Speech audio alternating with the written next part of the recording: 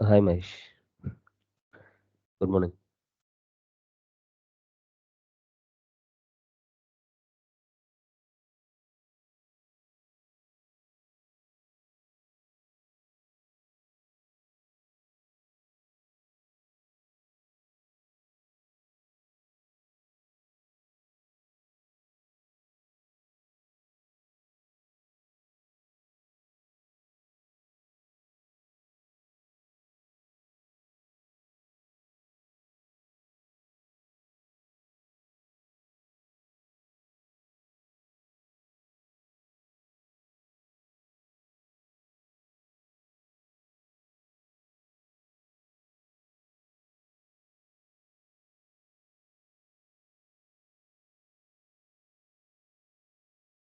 There is a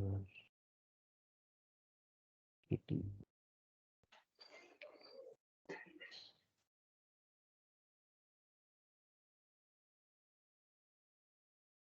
Hi, Loki. Very good morning. Thanks for joining. Hi guys, good morning.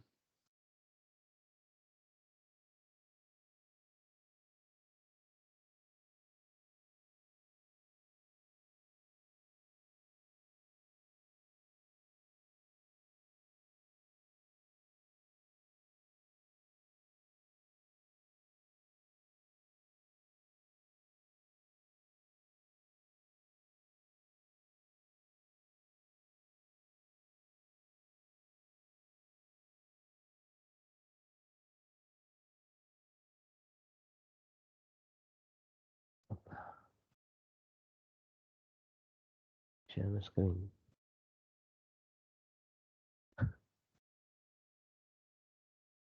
That's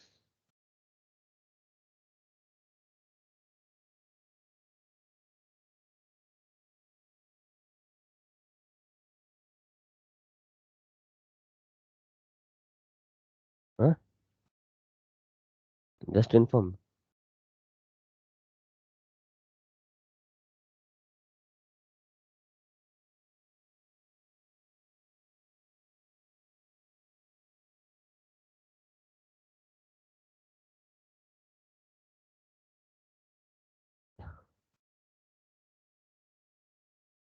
So I made up these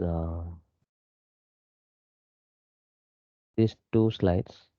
So it is not there in this discussion. Oh, nice. So this is to describe what is for loop and what is while loop, Okay, okay. and we made this iterables as the default criteria as you mentioned. Yeah, yeah, nice. Yeah. Instead of going for while loop will be like condition based. Yeah, correct. Yeah. I think I have to make this yes or no type. That I will check that, mark that. So yeah,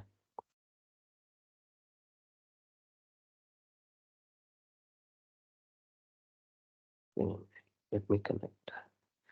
And also, I just wanted everyone to join these channels. So I'll share you the link.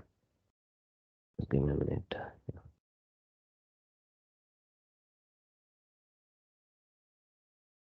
Um,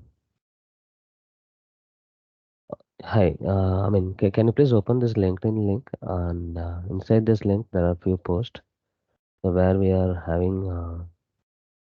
Just give me a minute. Yes, you should be able to see that.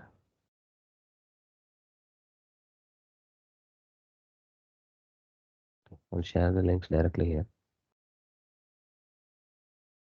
And for any updates related to this course or the upcoming course, you can always refer to these pages. And this is the founders link. On top of that, we have the channel links. This is the LinkedIn page link. And similarly, we have link for our YouTube channel as well. So this is newly started channel. You will find links in this. I think I just share you the exact link of it.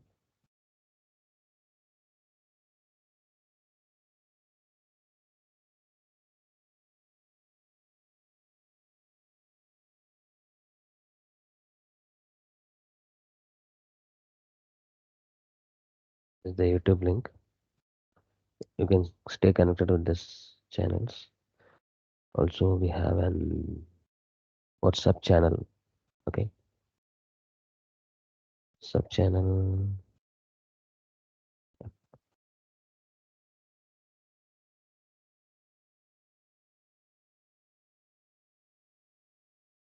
Sub channel link. Share here.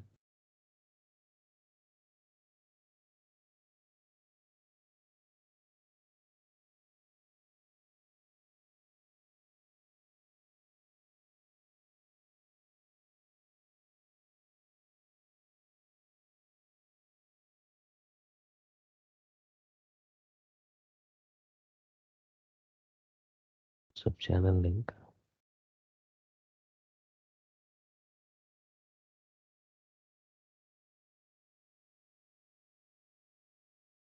Yes. So the immediate updates, whatever you wanted to receive, mostly we'll be communicating via this WhatsApp channel, and we are planning to share our assignments and materials, everything over this WhatsApp channel, and recorded sessions will be uploaded into the YouTube. Okay. So for time being, the recordings yesterday's we missed, and we kind of plan to cut short the things, and we uploaded what is needed for this, and we will upload it soon, uh, so that you can start continuing on that part. You can watch the recordings as well. Yes, and we have created this LinkedIn page just because wanted. Okay. Yes.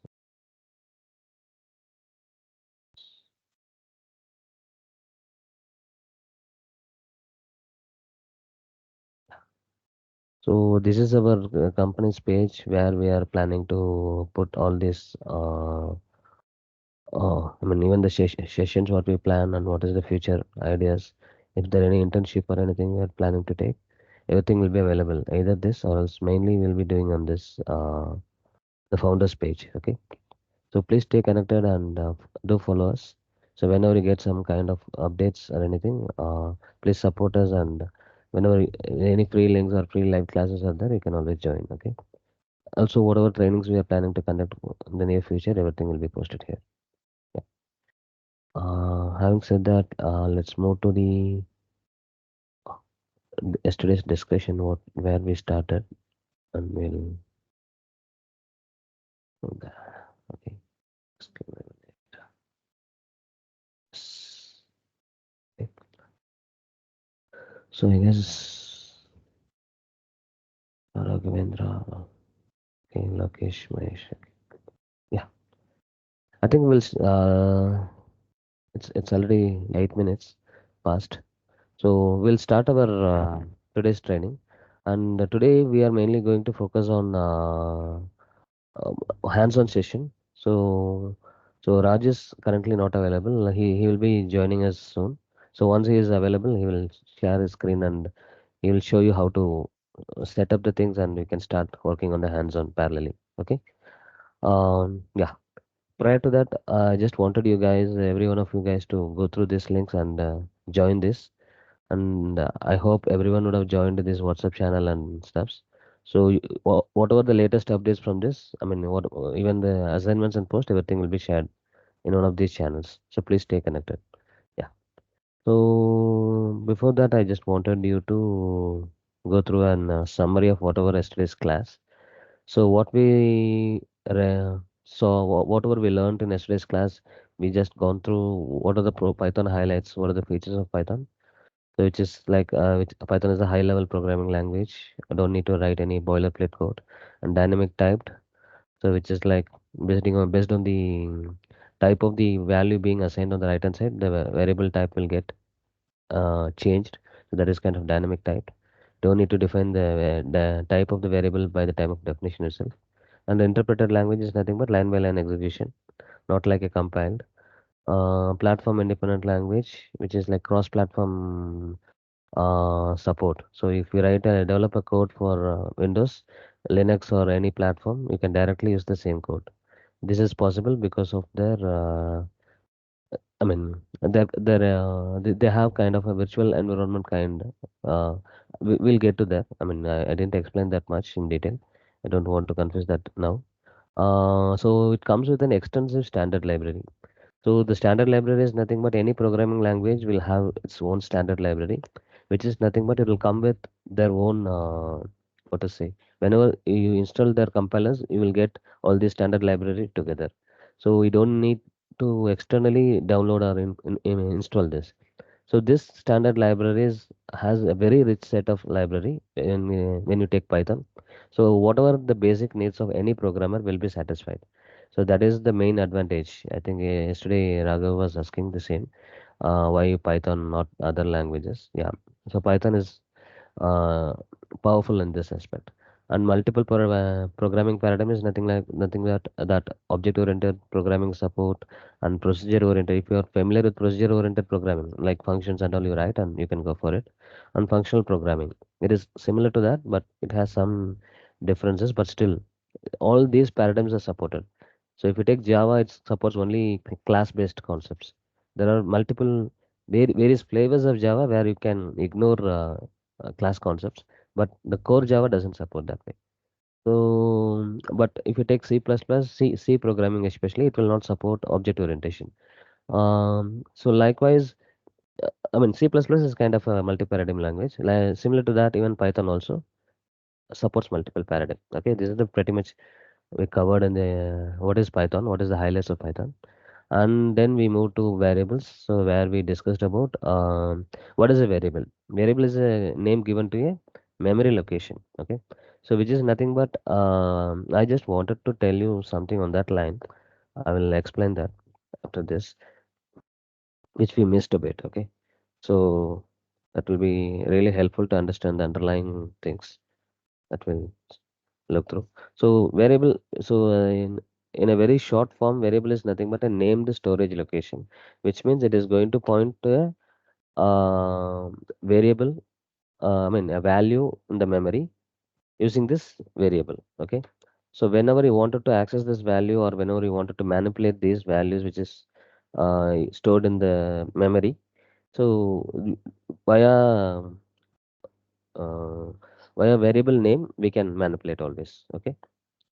That is the main aspect of using variable. Variable is common across every languages. So that is kind of a foundation for every any language you take, irrespective of the other things they follow or not. Variable is kind of the way they will store and play around with the values. Okay, that is the thing. And we saw various data types.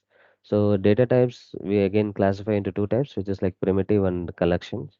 And primitives are nothing but where you have the basic foundational data types.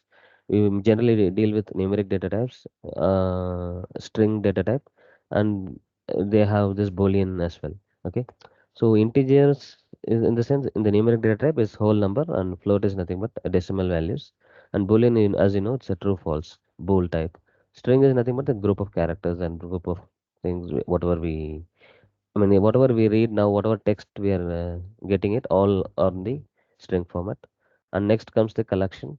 And collections are nothing but we have list, tuple.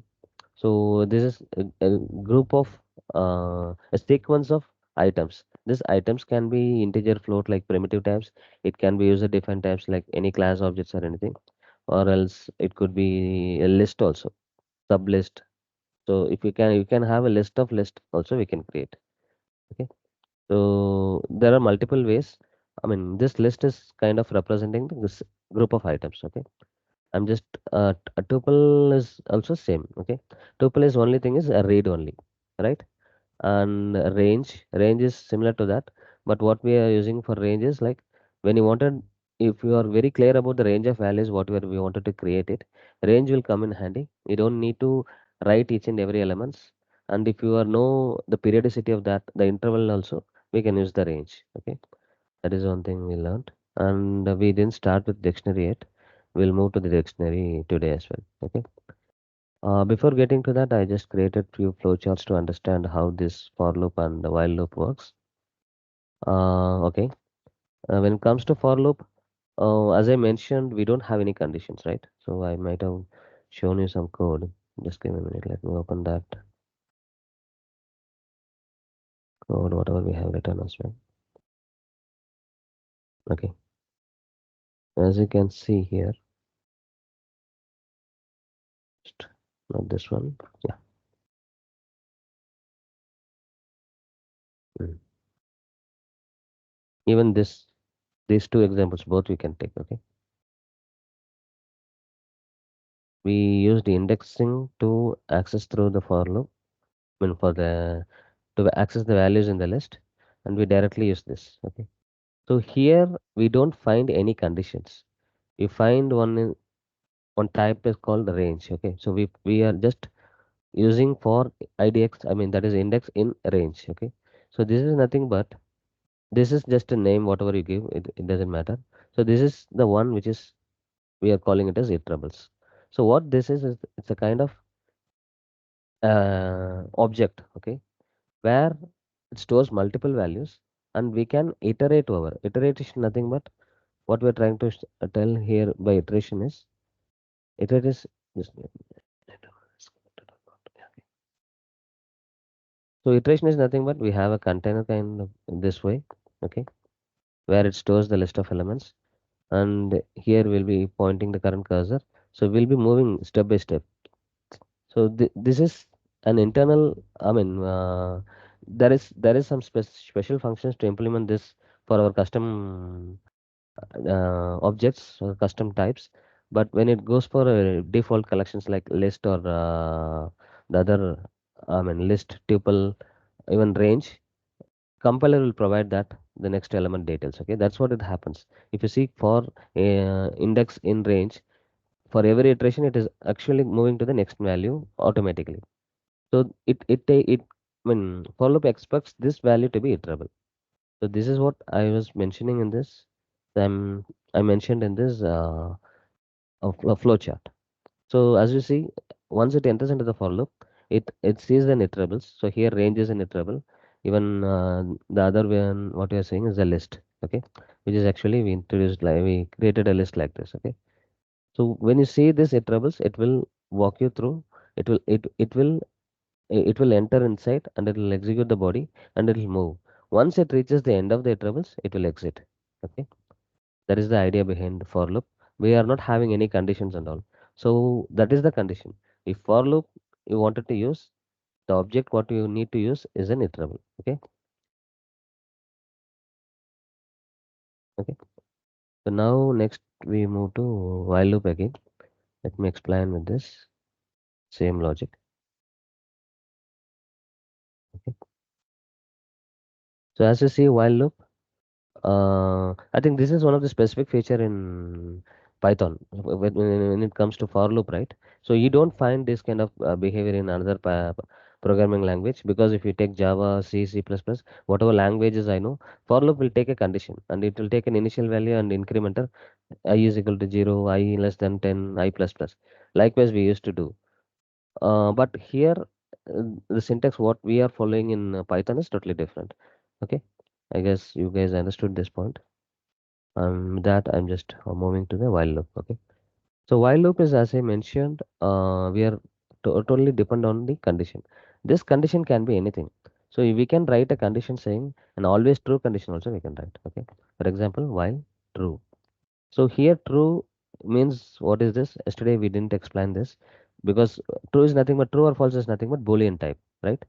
So I'm just defining a value of it. So true. So always true. So now we say print and welcome. Welcome to Free Python Master class. Okay. So what happens here? We'll see. Okay. So let me walk you through this. Okay. The first thing is it will execute this condition. If the condition is true, it will enter and then it will execute the body. So body is nothing but whatever we have here, whatever value, whatever instructions we write here. Once it is executed, it will go back and check the condition again. So in this case, what we are trying to do, we are trying to increment the index, right? Index value we are incrementing and then we are moving to the next. So once what happens, we wanted to go to the condition, it reaches 50. Then if it is beyond that 50, it will stop. Okay. So here we are very sure the values are, that's why we have written this way. Okay. So what if the value doesn't have, okay.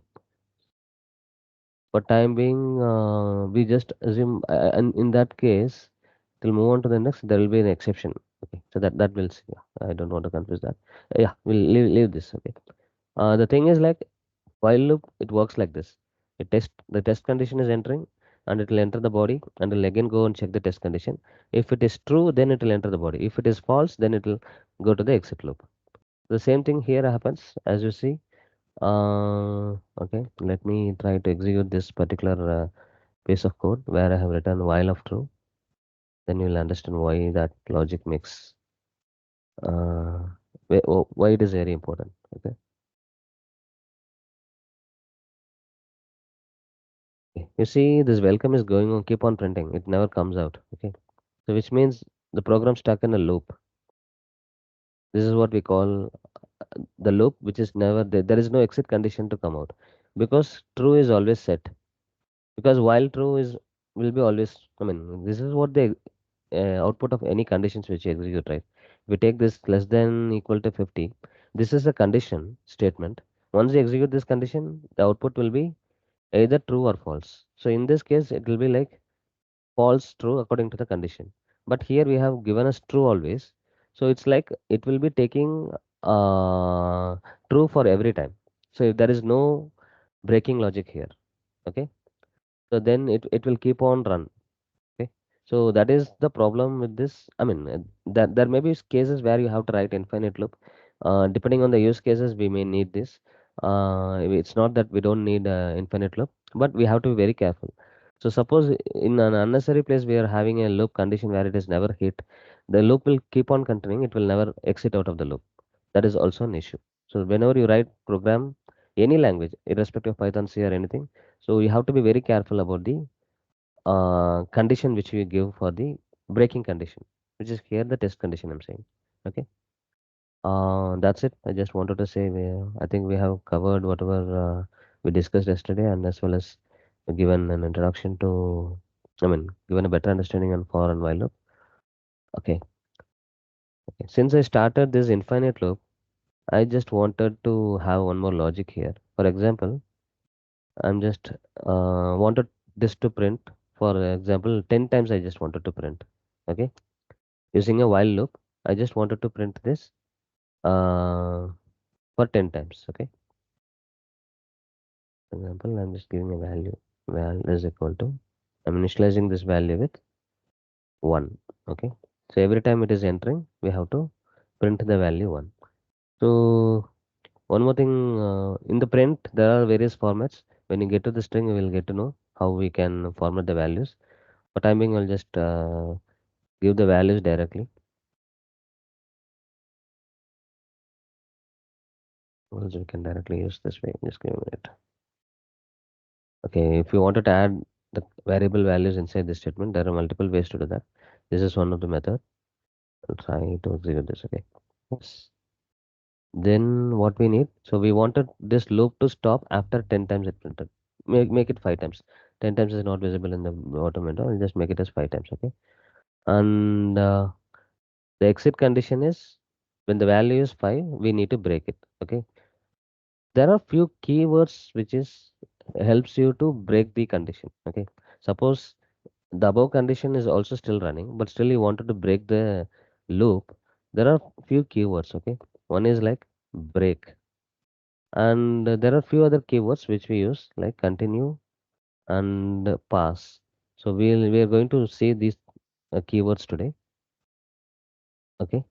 So how we use these keywords and when we use, that's what. So now I'm just going to run only this particular piece of code where I'm just initializing a value of 1 and while true and print statement with the value whatever we are getting every time what is the value we are changing. So what we need to do, we need to check increment the value, right? Value self increment operation, value is equal to val, the existing val plus 1.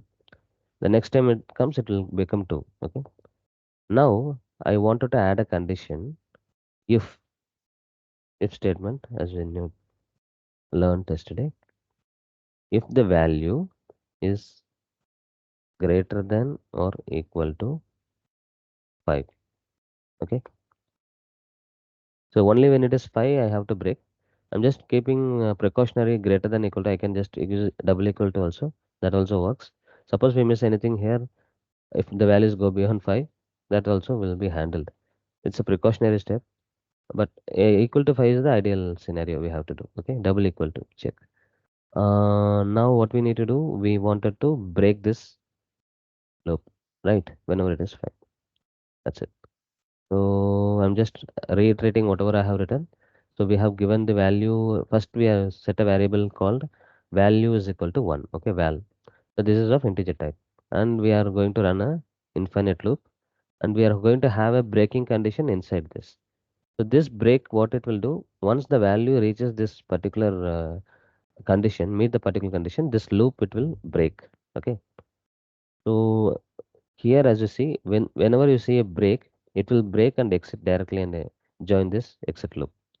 So in the while body only it will be there, not on the test condition. Okay. So let's try to experiment this behavior. Yeah. So now what happens is it didn't print value 5, right? We wanted 5 times to print. So I made a mistake in this logic. What I would have done, I would have had this 5 break logic after the previous statement. I mean, after the print statement. Okay. So that's the mistake I did. Okay.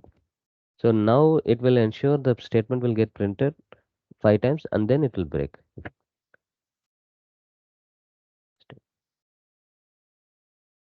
Welcome to FPMSC. Repeat the class 1, 2, 3, 4, 5. Okay. So hope this is clear. I just pause for a while. I'll open for questions. So please let me know if you have any questions on this side, on this particular area, whatever we discussed right now. If you're clear, then I will move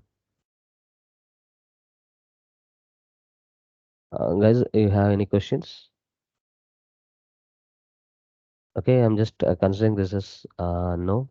Uh, I'll move on to the next keyword. Okay. So now we saw what is break. Okay.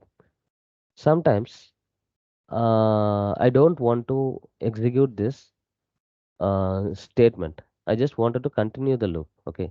So how do you do that? That is where continue helps us. Okay. So I'm just going to expand this same program by using continue. What I'm going to do is I'm just wanted the values uh, only for uh, divisible by 2. Okay. So in that case, let's see, let's take an example of, okay, what I can do. I guess before getting to that, I just wanted to introduce one more operator. Okay. So you might have heard about this operator. We didn't explain about this. This is one of the arithmetic operator called modulus. Okay. So which is called, this is a percentage symbol they use. And what it does, I will just go to that Python terminal, REPL terminal. We'll open that. Okay. So when a is equal to 5, okay, or else I can directly give the values. Okay. 5, this percentage symbol. Again, I'm just giving.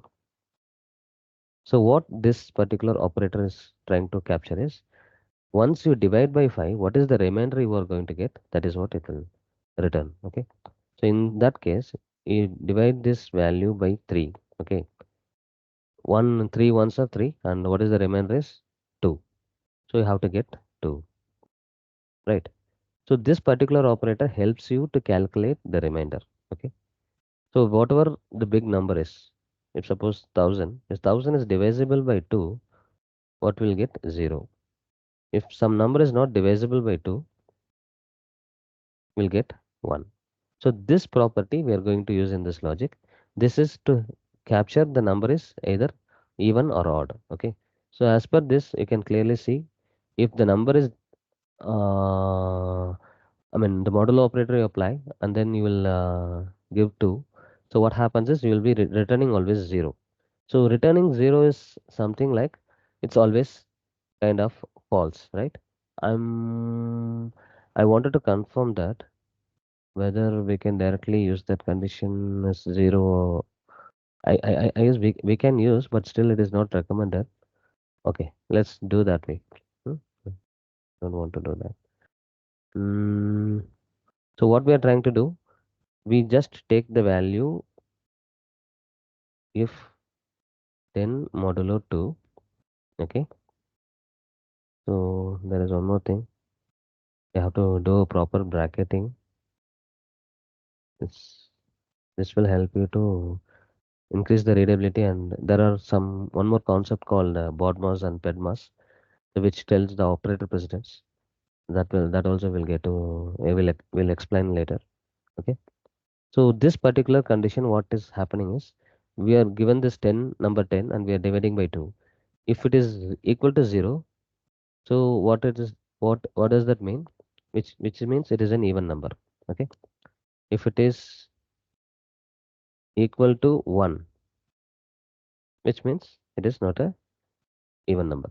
So in this case, how can I write the condition? So for example, I can assume this value as a.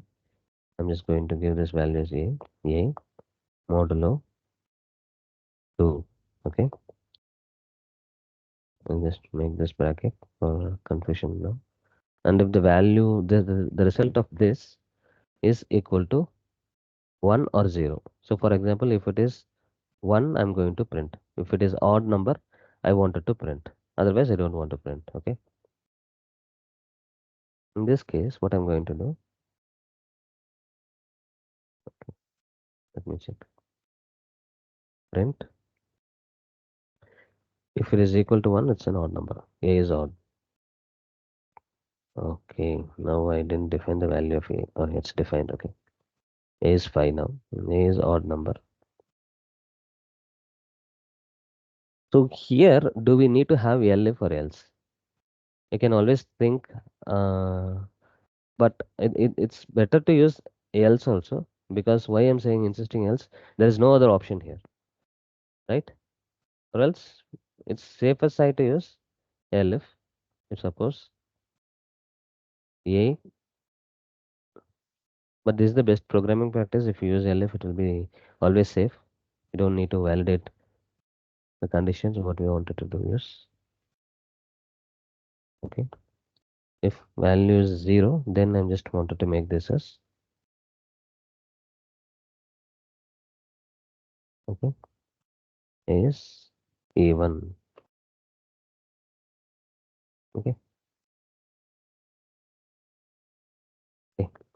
So you know value is 5, and this particular logic is executed now. And since a is 5 and we know it's an odd number, this it executed this condition and the first condition itself become true, and we are getting the return value as odd. Okay.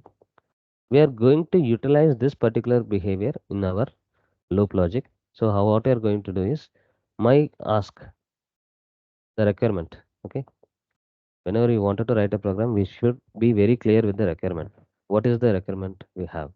So our requirement is I wanted print should happen only for odd values. Okay, odd inputs only for odd. Okay, so and how many times we have wanted to print? So we wanted this breaking logic with breaking. Okay, let's not confuse. Okay, only for the odd values I just wanted to print. Okay, so in this case I will just make the breaking logic for 10 times. I wanted to make it for 10, and the expectation is it should print for odd. Here the expectation is we should print for 1, 3, 5, 7, and 9. Okay, so these are the odd numbers. Now what I can do with the continue statement, I will explain that. If so, to check the value is odd number or not. So here the value is this one. Okay, what we need to do, we do a modulo operator and we use divide modulo by 2. So which means it's an remainder value you are checking, remainder operator. Using this, what we are trying to check the condition if the remainder is 0, which means it is an even number. If it is an even number, what we wanted to do, we don't want to execute this print statement. Okay, we wanted to continue this loop for the next. Okay, what I'm going to do, I'm just going to do this continue keyword. So with this, if I execute this particular piece of code, the expectation is whenever the value, the first time when it enters, the value will be 1, it will fail. This condition it will not pass, it will move to the next line and it will execute this statement and then it will check the value. Okay, if the value is greater than or equal to 10, that is also false, it will not break, it will go to this. Then it will increment value to 2. The iteration continues. And whenever you find, if for example, if it is going for the 2, value become 2, 2 mod 2 is 0, which is actually condition is true, it goes for continue. So in this case, it will go back to this particular while. And here also there is a catch if something goes wrong here. The loop, if you didn't write a proper condition here, there is a possibility it will never enter into the break condition. It will escape the break condition, it will keep stuck here. Okay, it has to be written with very utmost care. So please take care of that. Okay, let's try to execute this program and see the results. Okay.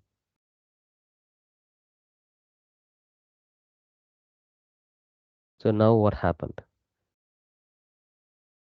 I think here semicolon is not mandatory because I come from this C, C++, I mean background. I often mix the semicolon. It's not required. Okay. So now what happened now?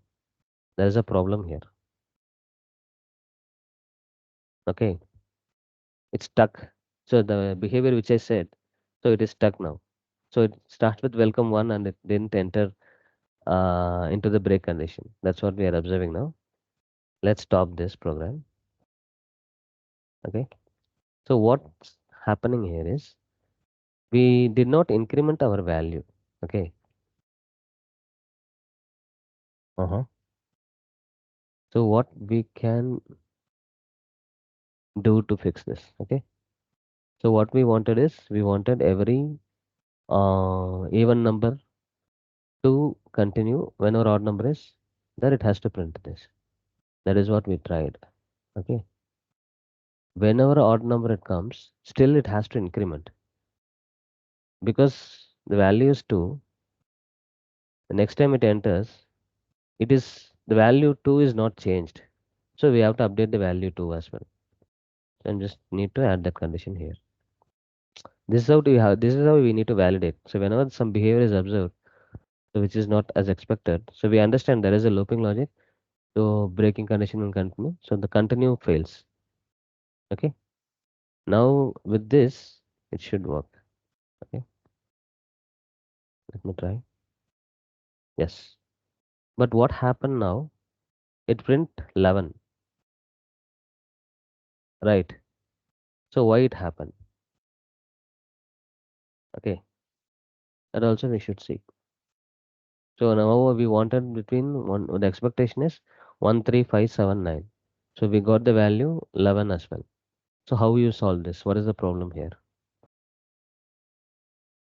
Okay. I will copy and paste this. So we'll go for a break time, right? You just give this fix, okay? Or else you can take this as an assignment and you can come back to us. I know what is the problem here. Let's discuss it. I'll just share this code here. You guys can work out and how we can fix this. We'll see. Okay. Yeah. Sample code I shared. You can make use of this. Now, okay. There is one more statement I said which is called pass. So this pass, I mean keyword. This pass keyword we'll be using in the later. I mean once we define a function and all, we'll get to know what is pass. Even for other statements also we can use, but okay. So pass is nothing but whatever we did is like we did continue, right? Continue is like it is break. If you are used in the loop, it will go there. Okay. Pass is like even if you have an empty statements, it will ignore that. But once you started using, you'll get to know it's not a big deal to understand pass. It's just a place where it's like we have written a function or something, or some logic we have written, we wanted to implement the body later. For time being, we can add a pass so that the program will not fail. That's the reason they have brought up. Yeah. So with this, I will move on to the dictionary. I just give me a minute. Raj is available. I think he can take over. Hey, Raj. Sorry, I didn't see your signal. Okay. Uh, Hi, hi Thanks, everyone. Raj. Yeah. Raj, I will stop sharing. I just given the brief about loop, whatever we have covered. Okay. So you can take the hands-on session from here. Okay, Yeah. I'll stop sharing. You can take over the control. okay. Yeah. Yeah. Thank you. Hi everyone. This is Raj here. So we'll have this session as an interactive one, so that you'll also can you also install the environment which is needed for this, so that you can also follow along with me, just instead of just listening what I'm just saying. So that you will also, because whatever we are seeing will be different. So even if it is a very simple program, when you try to type, it will give you a error, and then fixing those errors, and then seeing that the error patterns will give you more confidence, like how to write a program in any programming language. Let me share my screen. Can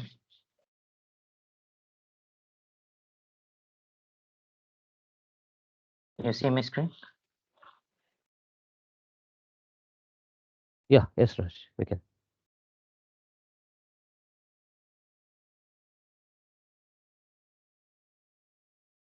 So how many of you are new to Python or new to programming language? Like,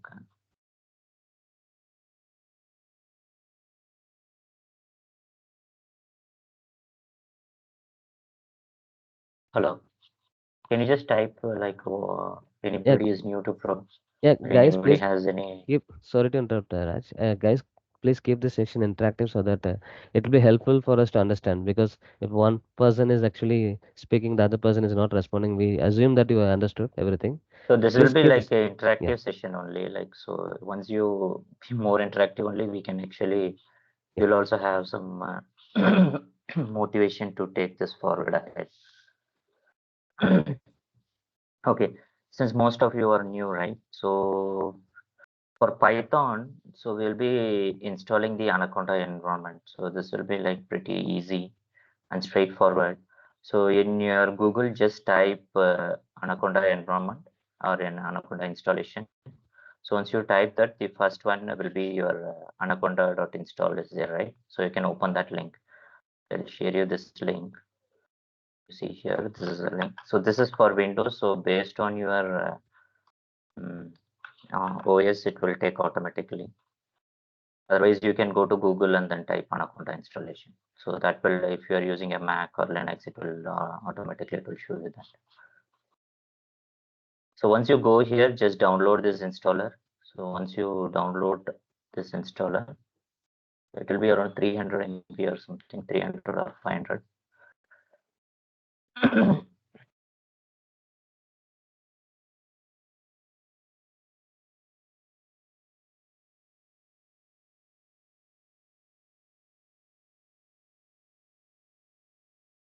It's taking to my learning. Why is it taking?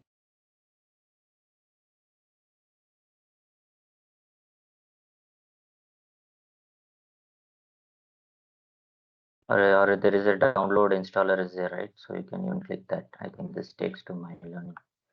Maybe this one directly downloads the. Yeah. I think you can use this link to download.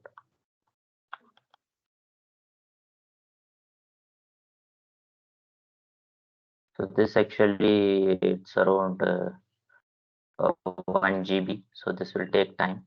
I have already installed. It's a very simple only next. If you click, it will install it. So I have already installed in my machine. So so once you install that, right, go to Anaconda. Just type Anaconda on your machine, and then it will open the. You'll have a command prompt for Anaconda. Just open that. So in this, you just type Jupyter notebook.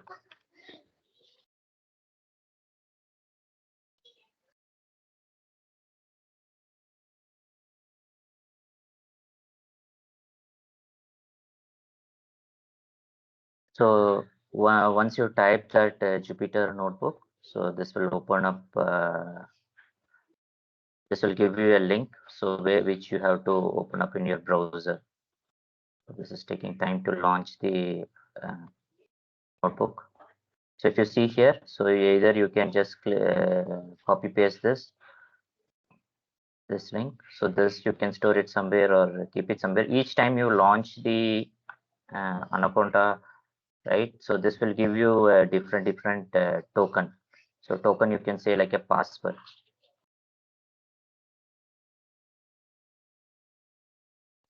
1 minute.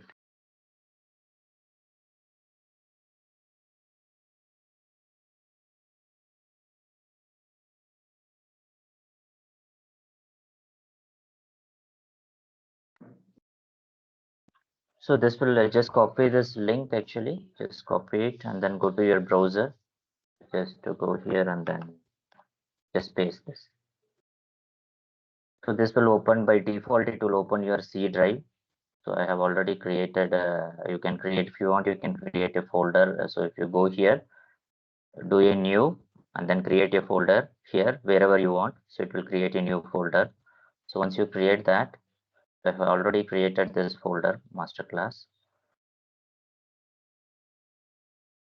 So I have this notebook here. So once you come into this will be like a blank one. So go here and then create like a IPython Python 3, this one. So once you create that, so you will have a notebook like this. So you will not get this all this. So you will have a blank one. Let me create a blank one and show you. So if I create a notebook like this, so you will get a blank one like this. Okay. So up to now, are you able to do this, or you want me to wait for some time for you to set up this?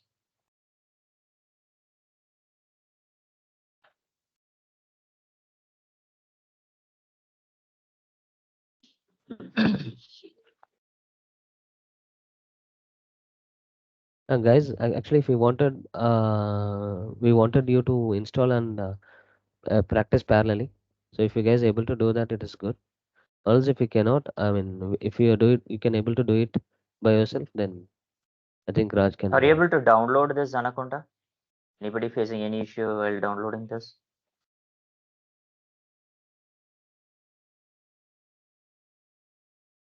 I guess I think most of them would have not tried. I feel. Okay. Uh, Raj, can we go with this Google's collab? Will that be fine for time being? Let them install. Yeah, you can And share the link. I don't have the link. You can share the link, but I'll try it in my local machine because I have the setup here. yeah, yeah. So the thing is, I'll share this link so that they don't need to do that. Uh, because it will be like immediate thing what they wanted to experiment for time being. But Okay. anyways, having it local is very good. Let me share the link of collab. Okay.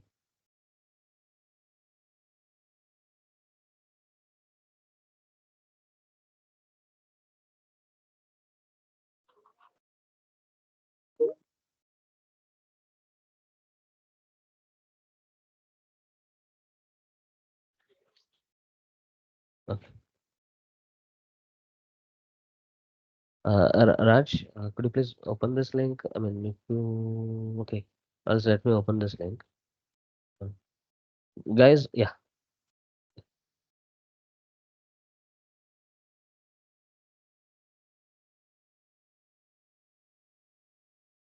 So this particular link is actually kind of a Jupyter notebook where you can experiment all your Python related codes and stuff, but it's totally online. No softwares are installed on local environment, but it's always recommended to install locally and experiment. And this is a quick way now. Okay. So So if you yeah, go here, just do a new notebook. So this exactly. will also open notebook like how uh, I think this gives some default notebook.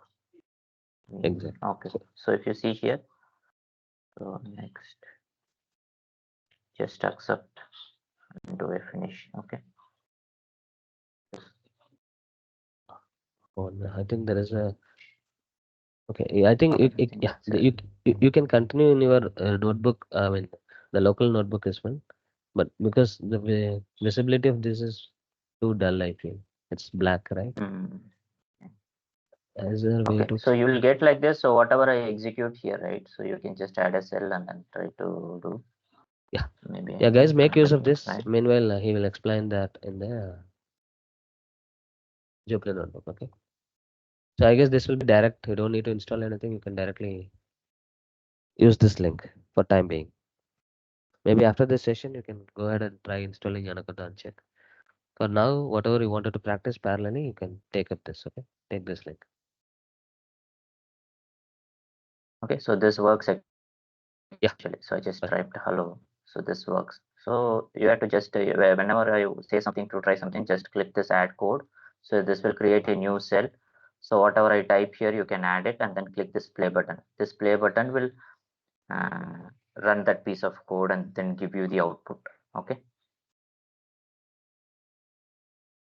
So let's go up with this one. So mine. So I have created this one to explain you. So first thing, whenever we start any programming language, right? So first thing what we should be doing is to write, we should know how to write a hello world program. So this may look like very simple.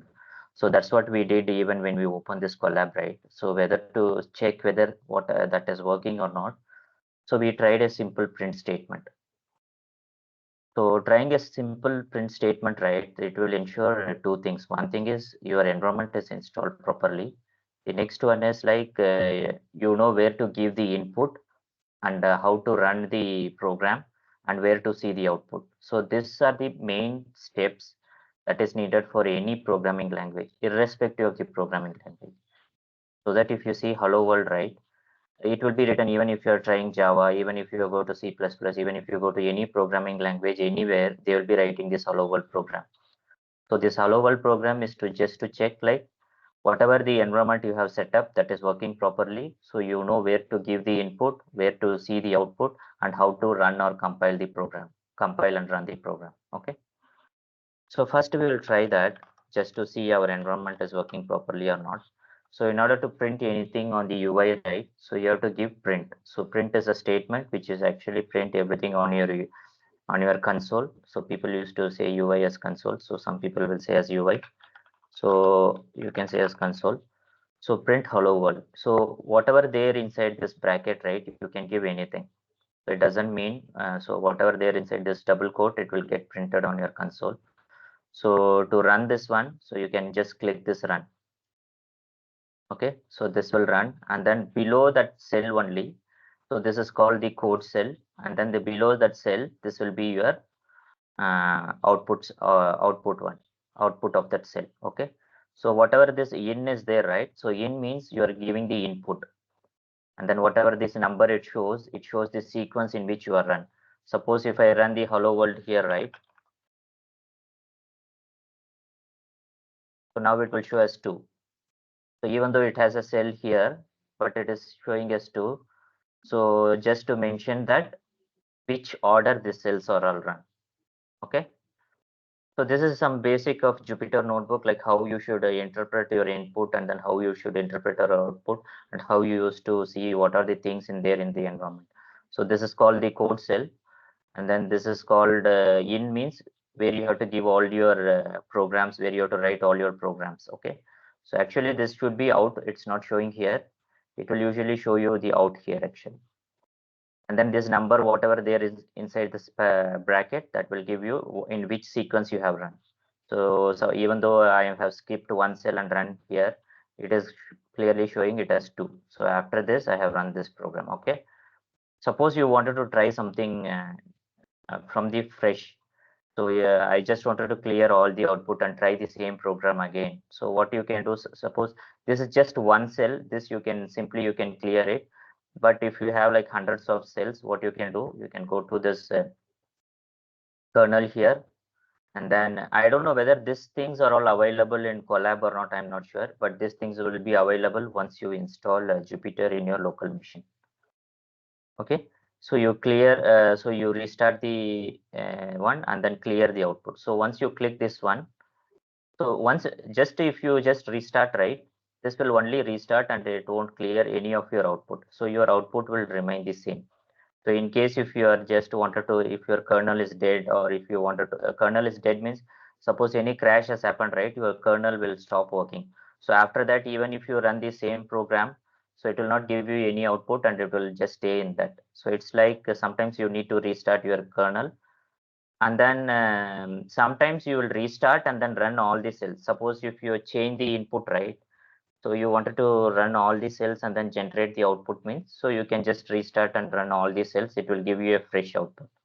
So if I click this one, so this will give you again, this will run the all the cells actually. So now if you see here, so it's trying to run this. It has freshly just printed. So you can also suppose you can, if you wanted to start fresh, so you can just restart and then clear only the output. So it will restart the kernel and then you will not see any output here. Okay, so if you see here, all the outputs got cleared. So you'll have only the input, even the in whatever is there, it also is gone. So that means you are just starting like a fresh notebook. Okay, so that's a thing about Hello World and how to use the environment. So let's go ahead with the variable. So are you able to follow this? So I need people to actually just to give some inputs in this session, so that people will actually, they will be going ahead and then will be.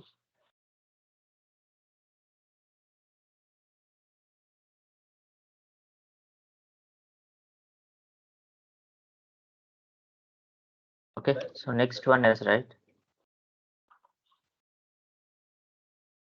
Okay, so as you know, like variables means like it's a piece of memory where we actually store the values. So it will be like in a memory. So we will be storing the values actually. Values will be stored in the memory. So why we need this variable is like, suppose when we store this value, right, we wanted to use the same value again and again. When I say a equal to 10, and then at later point of time, I want to say c equal to a plus 20, and then d equal to a minus 5. So if you see here, right, so if I don't use any variables, right, I have to use 10 here. So instead of a, I have to use 10 here. So instead of this one, I have to use again 10 here.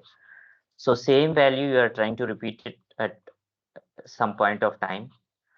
So when you wanted to use that value, right, so you can actually store in a variable and then use it in later point of time.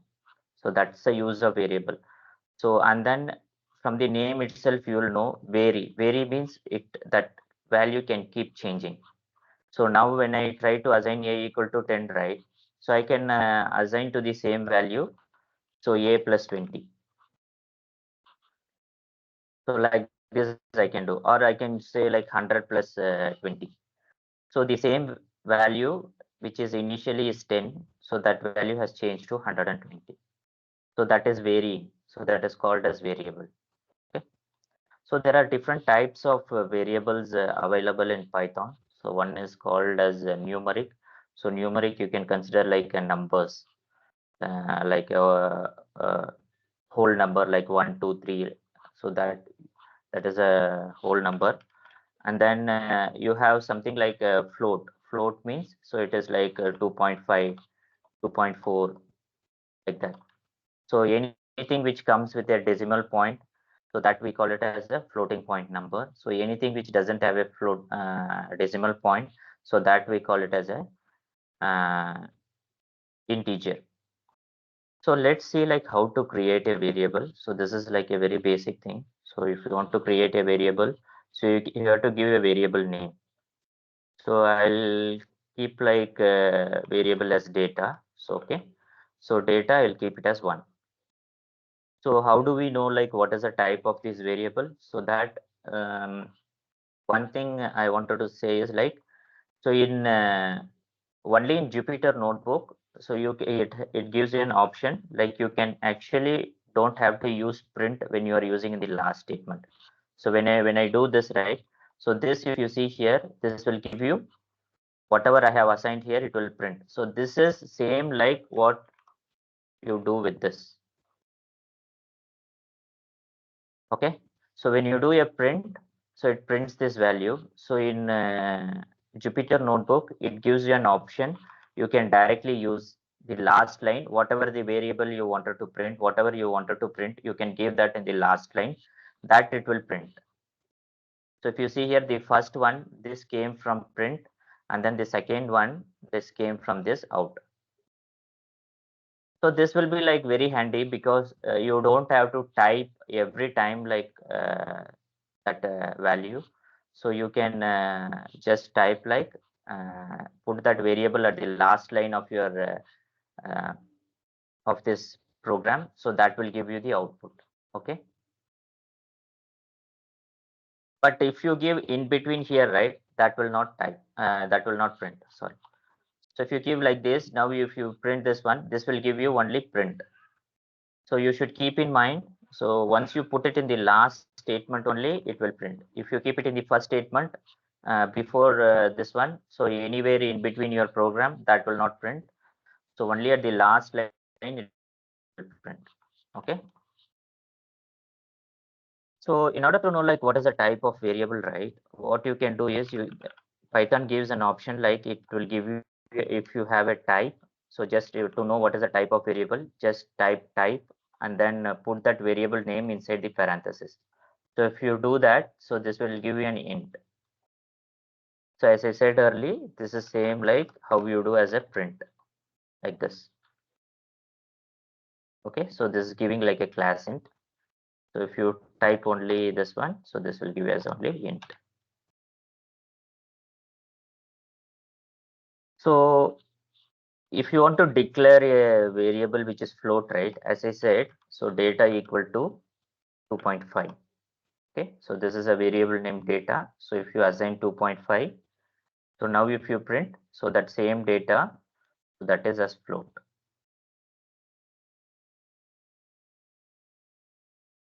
So even if you have this, the one thing if you to consider an integer, right? So if, even if you are have like 1, so whenever you put a dot and then 0, right, even if it has nothing, so once you have the decimal point, so this will act like a float only. So this is one thing that you have to note. So only if it is like an integer like 1 2 3 4 5, only like a whole number, so that will be considered like a integer by Python. So anything, even if it doesn't have any value after dot 0 or something, that will be considered like a floating point only. And then one thing you would have observed, like initially, if you see here, so I'm using a print here so that it prints in between. So if you see the data type here, then same thing, if I print the data type here. So initially, if you see here, the data I assigned as 1, so I try to print the value. So this value is actually integer. So later to the same variable, I assigned 2.5, so that type has converted to float. So this is one advantage of Python actually. So this is called dynamic casting. So same variable which acted like an integer at the initial start of your program until this point, right? That same variable has become like a float after this point. So this is very, very important to note. This is called as dynamic casting. And then the variable can take any form depending on the type of data type you are assigning. Okay, so same thing you can do it here. So you can do it as 2.5 and then do it here. So initially it will be a float class, and then later it will be an integer. So if I run this cell, so if you see here, initially it is float and then later it has become int. So this is one main advantage, because a lot of time when you are coming from a like a proper programming language like a Java or C or C++, right? So you cannot assign one type of variable to another. It will give you a compilation error. So in Java, if I try to create a variable as integer and try to assign a floating point, right, it will throw a error. So there you have to explicitly mention what is the type of variable. So this is one advantage of Python. This is why if you see here, right, this is more like a user friendly.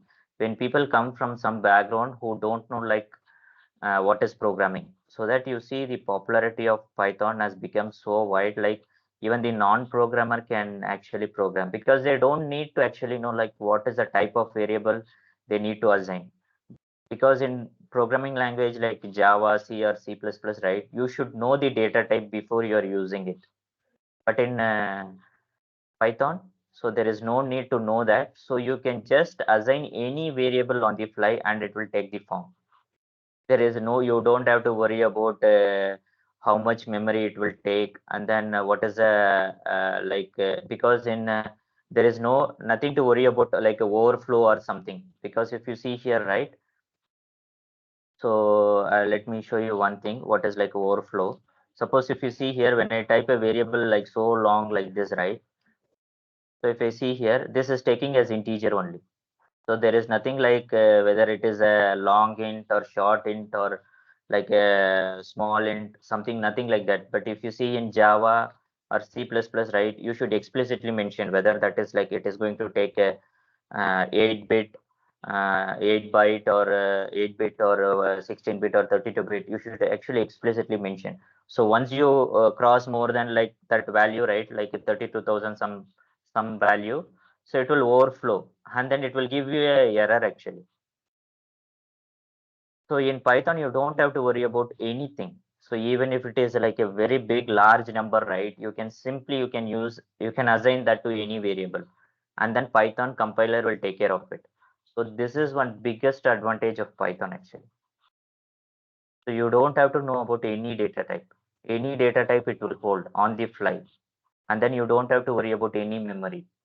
I can even add this two number. I can even multiply like a big number like this, like a 20-digit number. It will create you a 40-digit number. Until and unless your whole system memory it is taking. Okay, so this is one thing. So now you know what is int and then what is float. So int means whole numbers. So float means anything which comes with a dot, with a decimal point. So that you call it as a float. Okay. So next one, the very common thing what we know is like a string. So string you can call like a word, so or a set of words. So that you call it as a string. Suppose if you want to assign a variable, so you can create a string. So string, what you have to remember is for numbers you can just type the numbers, but for string you have to start the string either with a double quote or with a single quote. Okay.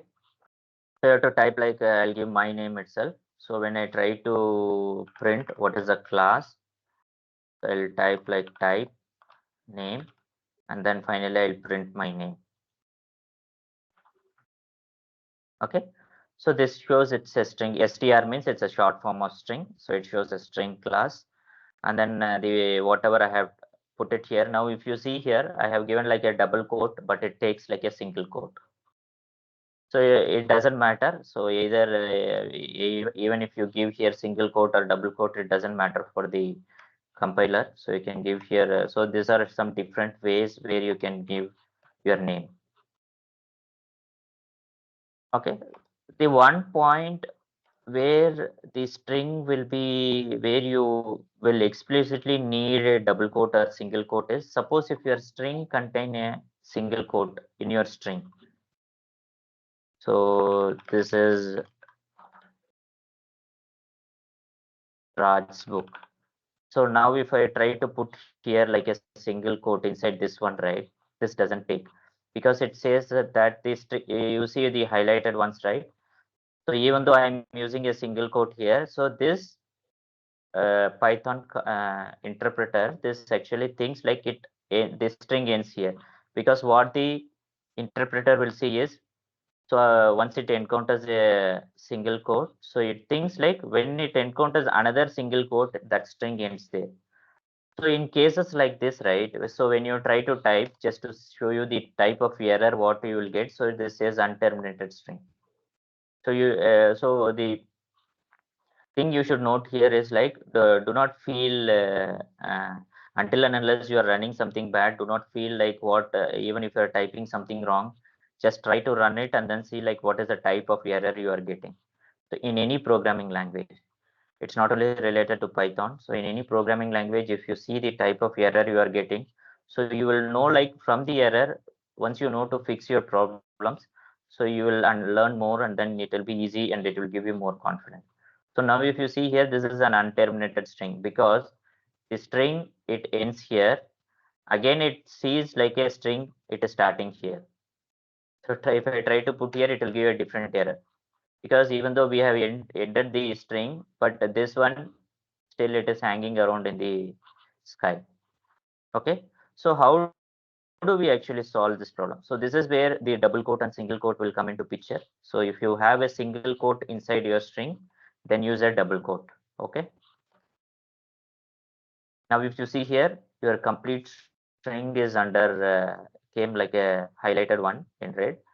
So once you type this one, so this will give you, now if you see here, it is giving as a double quote. So initially when we typed as a string, so it just gave the single quote, even though you are giving in double quote like this.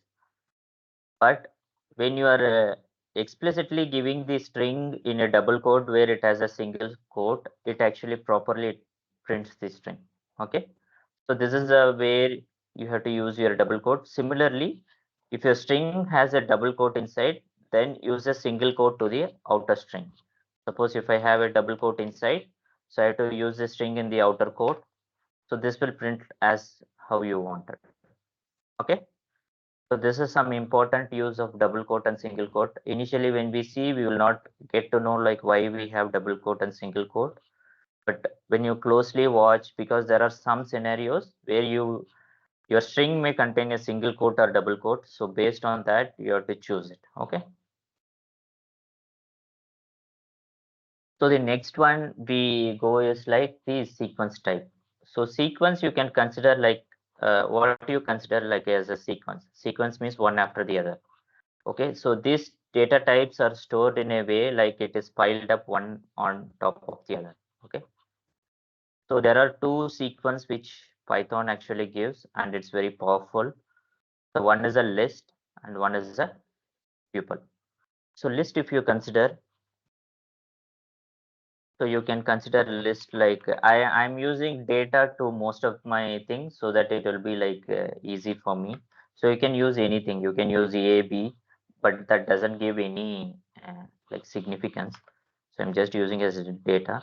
So to declare is like a list, right? So what you have to do? So you have to have a square bracket. So inside the square bracket, you can give the list value. So once I give like 1, 2, 3, and then here if I do a print, so let's first confirm it's a list. Okay, so now if you see here, this is a list class. So next thing, so if you do a print of this data, so it's printing this. So this is a simple list. The one good thing about list is you can have any data type. So I can have like Raj, so I can have like Eddie, anything you can take. So even though you are using as a string, excuse me. So even though you are using as a string in between in your list, but your class remains the same. So until and unless anything which is inside your square bracket, right? So that will be considered like a list. So initially we created a list with 1, 2, and 3. So that it printed. So later we given like a list of strings. So that also is considered like a list.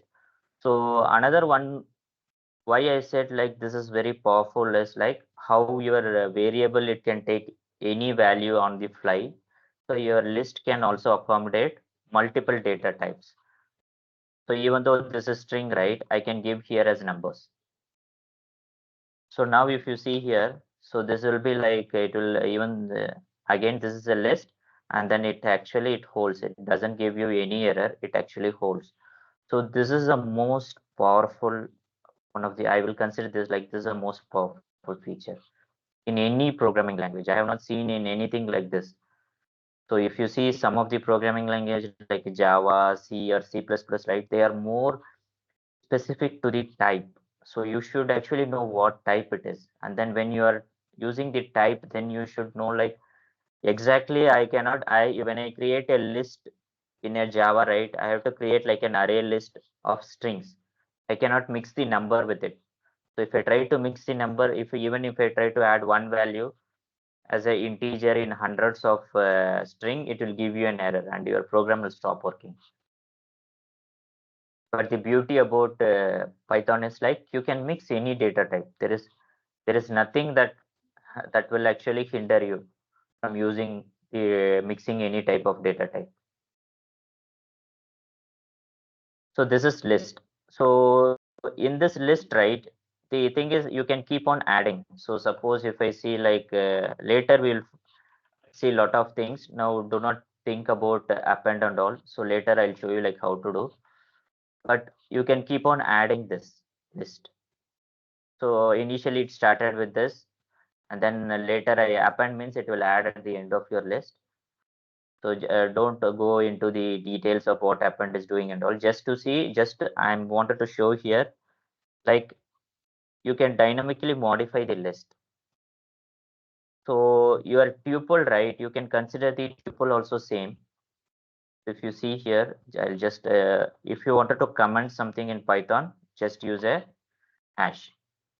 So hash, if you use, that line will be commented. So if you see here, so if you wanted to create a tuple, same way as list only. So, but this will be like parenthesis. So now if you type the class, so this is tuple. So you can see instead of square bracket, this comes in the parenthesis.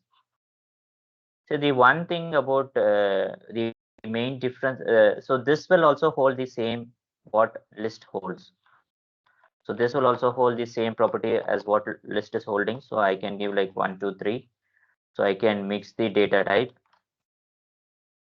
So that is also is working. So this doesn't have any restriction. The only difference between the list and the tuple is you cannot append any value. So when I try to append, right, so this will give you an error.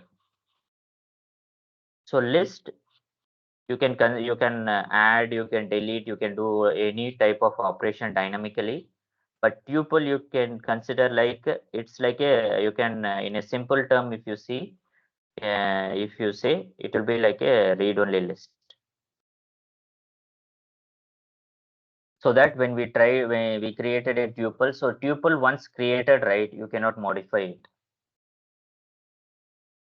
But list, if you create, you can actually modify, you can add, you can delete, you can remove, whatever you want, you can do. But tuple, if you consider, once you create a tuple list, tuple, so you cannot do any change to the data.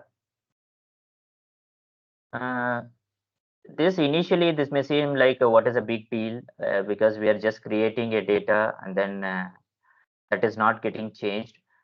But if you see here, there are some scenarios where you may need this. Something like when you are, because this is a data, right? When you are giving a sensitive data, or when you want that data not to be changed by other part of your program, right? At that time, when you create a read-only list or a tuple, so once you send this data, right, nobody can change that, like your account number, like your personal detail, like your anything, any data you are sending. So the person who is using it, he can only use it, but there is no way he can change your account number. There is no way he can change your address or your phone number or anything. So in that way, right, your data is actually right protected. So nobody can modify your data. Because when you're writing big programs, right, you need to share your data with other part of your program, because all your code will not be written only by you. So if it is a big project, 10 10, 20 people will be working on the same project. So you don't know like what will happen to your data. So in order to protect that, so you may be using this tuple. Okay, so the next one, what we will be doing is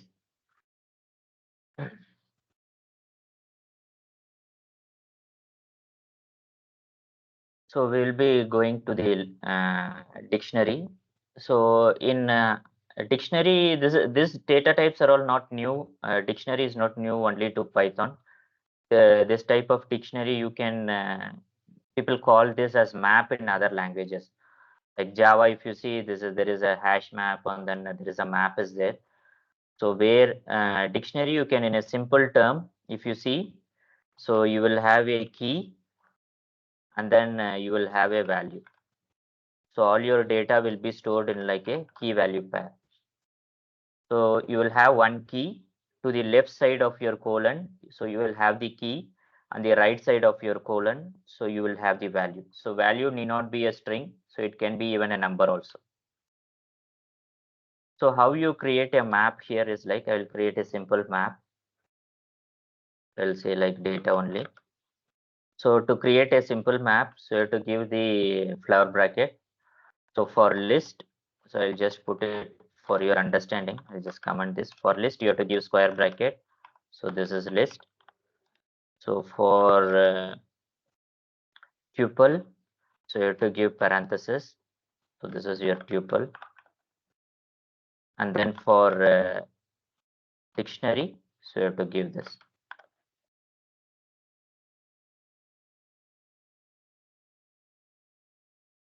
Okay.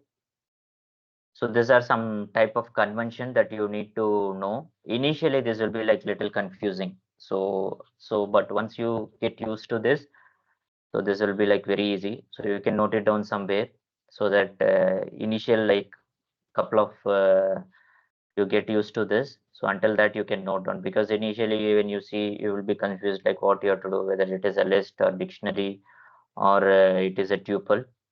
So one thing is you can print and check what is the type of class it is. So if you are unsure like what it is going to be, the other thing is you can note down and then keep, so that you can refer it every time like what you are going to create.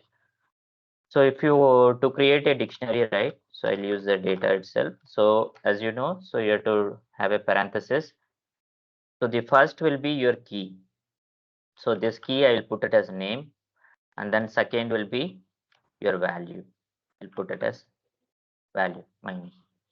So if you to make sure that this is a dictionary, so we'll print and see the type data.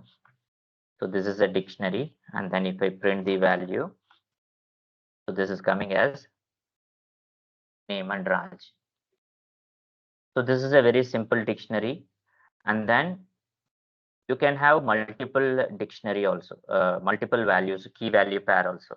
So in the same thing, so I can have like marks, I can give like 100.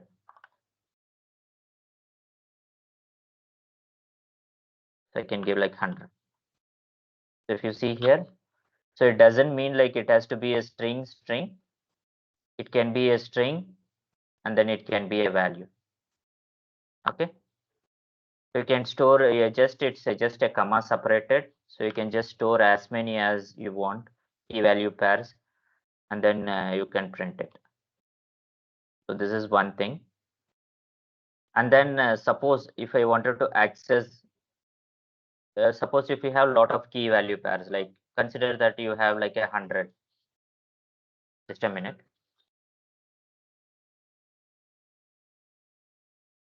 Okay.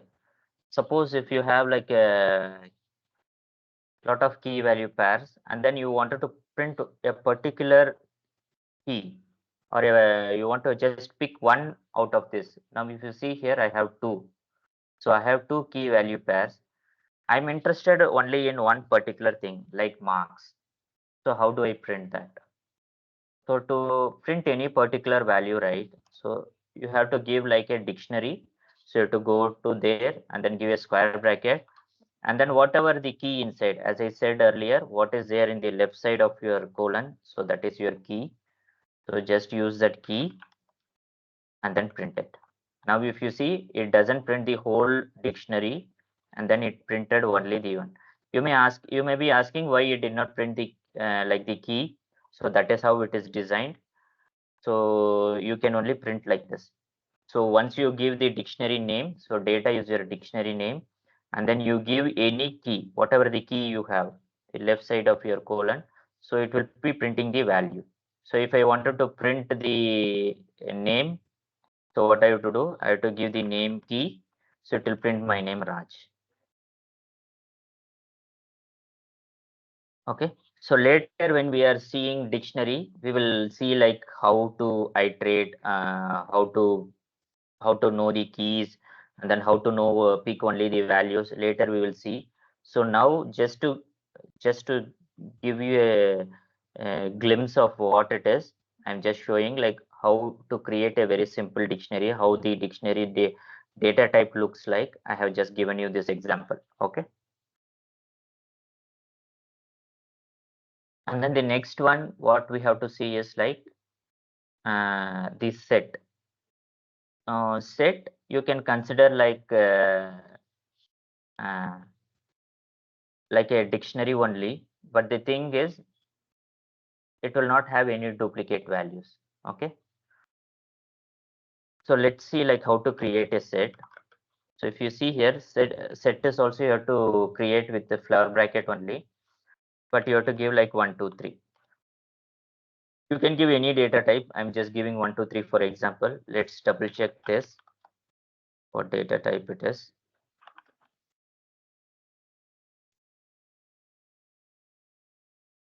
So now if you see here, the class is set. So you have to consider one more thing. So dictionary will also start with flower bracket, and then set will also start with flower bracket. Initially, if you see here, this will be like very confusing. Like how do I differentiate? Because both starts with flower bracket, right? So there should be some differentiation between a set and a dictionary. And the differentiation is like in a dictionary, when you have a flower bracket, and then when you have a colon, and then when you have a like a key value pair, so then it means like it's a dictionary. And then for set, when you have only like value 1, value 2, without any key value pair, without any colon. So if you don't have any colon, and then if you have like this, then it will be considered like a dictionary, sorry, set. Okay. So this is a main difference. So that if you see here, for dictionary also it has a flower bracket. For set also it has a flower bracket. So, but if you see here, this is considered like a dict class. So this is considered like a set. So how Python differentiate that is like, so if you don't have any colon in between, and then if it is not in the key value pair format, then it will consider like a dictionary. So you cannot mix a dictionary and a set data type. Suppose if I give like this will give you an error. So as I told you earlier, feel free to change anything and then see. It's not going to do anything to your computer. So just change it. So now I gave like 100. So it's not picking. So it says here, right? Syntax error. So it says like since we started this with a dictionary, right? So it is expecting like the next value which is coming after comma. So that also it is expecting like a dictionary. So dictionary, I said like it should have a colon. So left side of your colon, it should be like a key, and then right side should be your value. Since we started our data type as a dictionary, so it is expecting the value to be a dictionary. Similarly, if you have your first value as 100, right, just to see like what it gives, I think this will now expect like a set. So if you see here, this is not giving you a colon. So initially it said the colon is missing.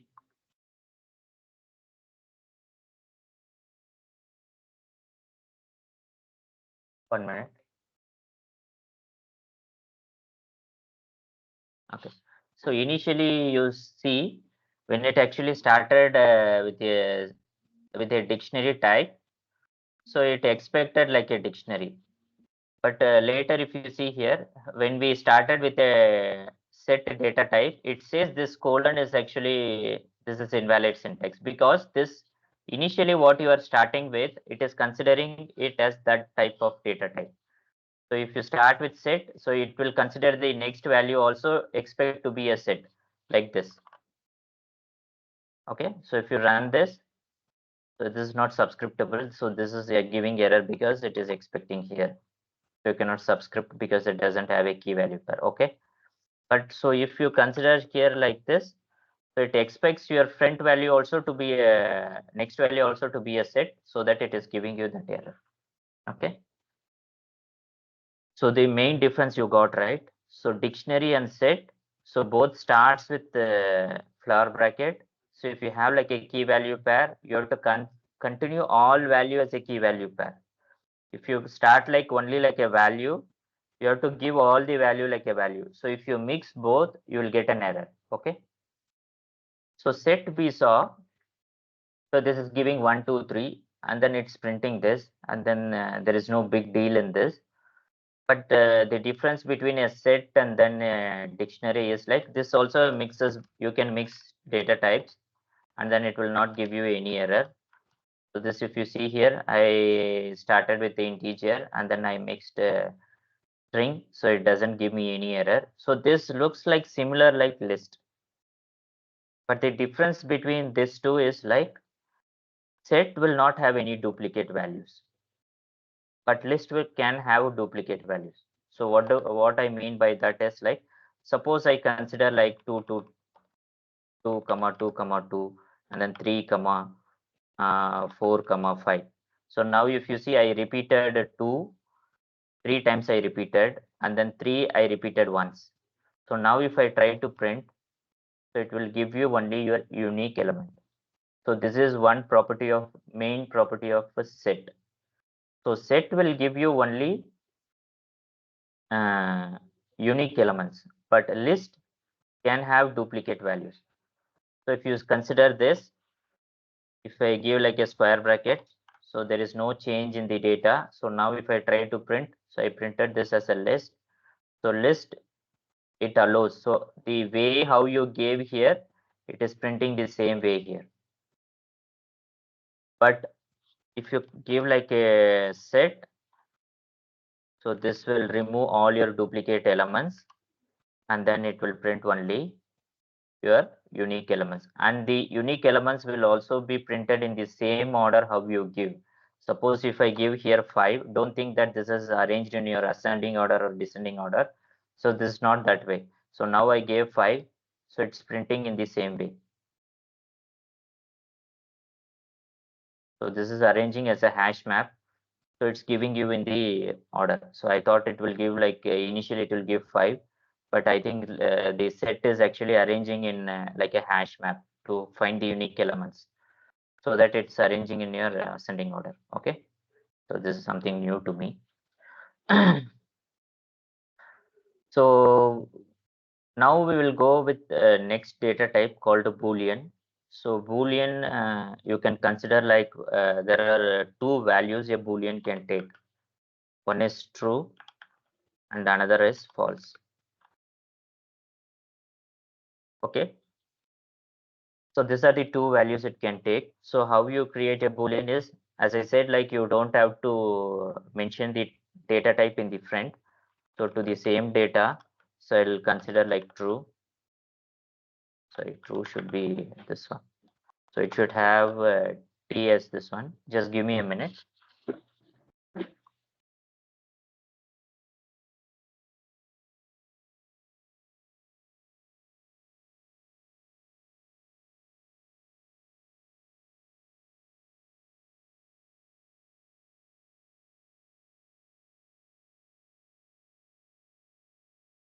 Yes, I'm back.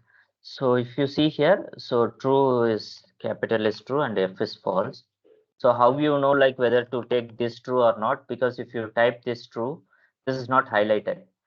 So all your keywords in your Python, right? So keywords in the sense like you should not use those keywords for any variable or anything.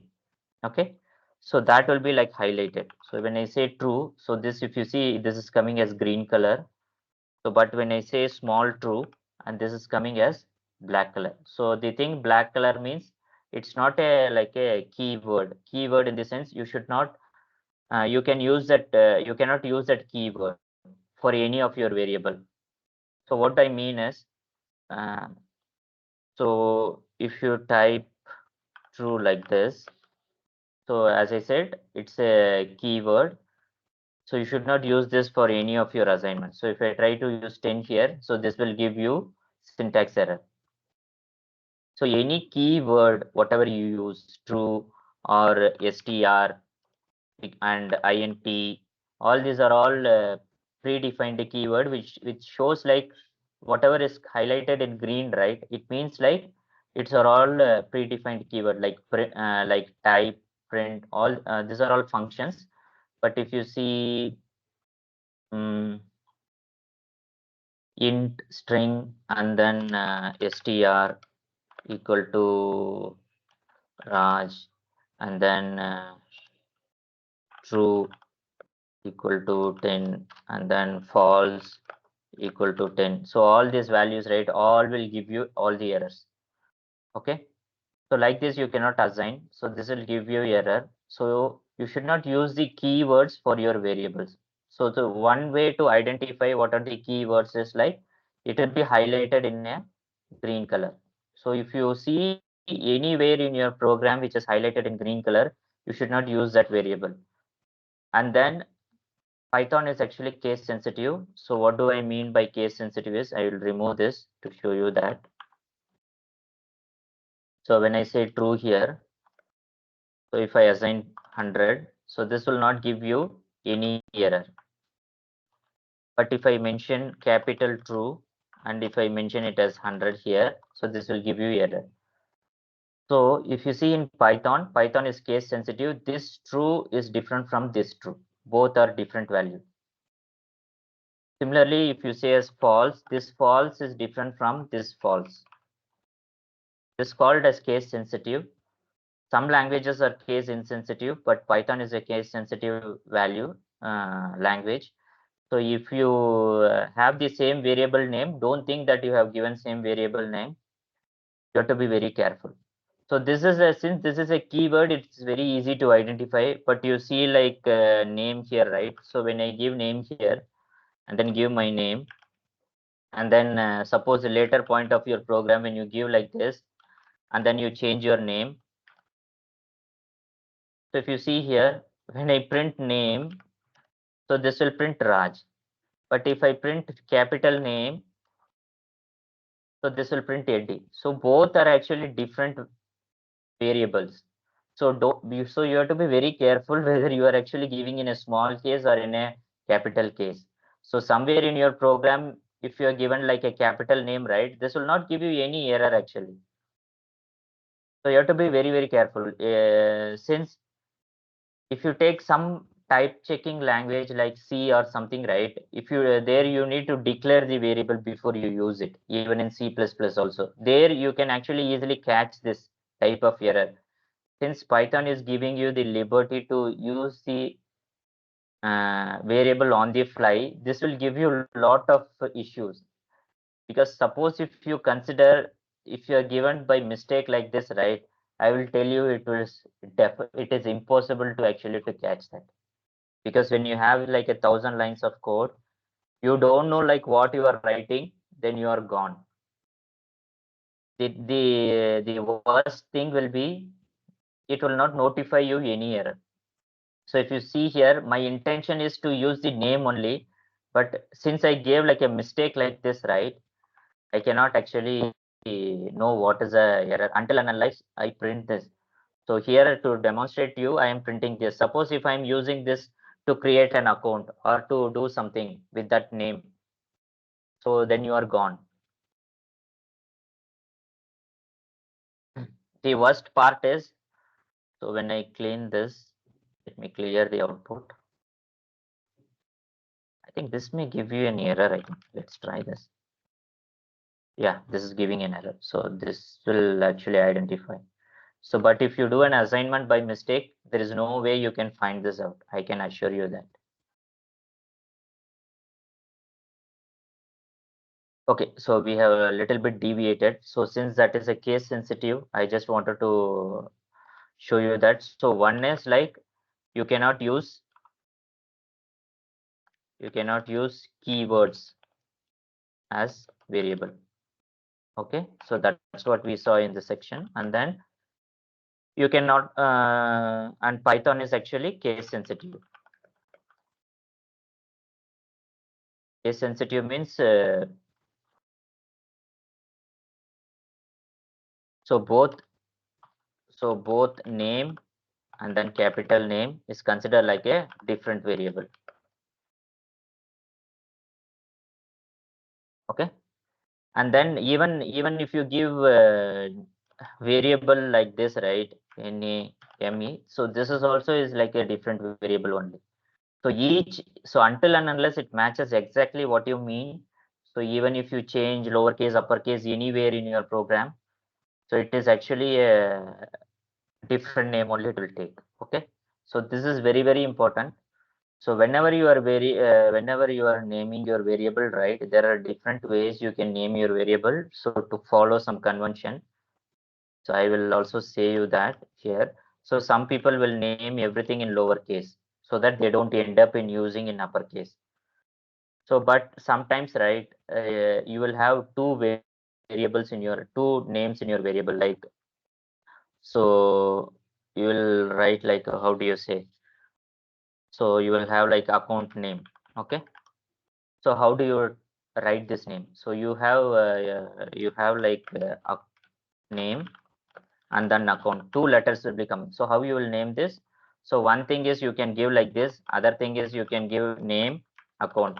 So this they call it as snake case, I think. So this is like a camel case. So there are two ways you can do. So either you can, if you have two words, so you can separate by underscore.